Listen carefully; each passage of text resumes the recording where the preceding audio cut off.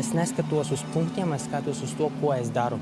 Tāpēc, kā arī, ja mēs skatīsimies, kā mēs esam judged,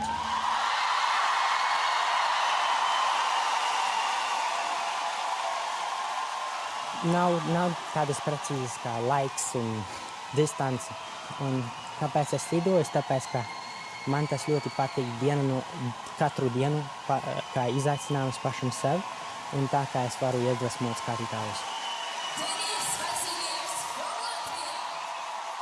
Un šodien ir, kā var pateikt, kā festivāls man. Tāpēc, ka man izdevās izdarīt visu, ko es gribēju. Un man tas patīk, un es gribu darīt vairāk. Un tāpēc šodien man ir liela uzvara.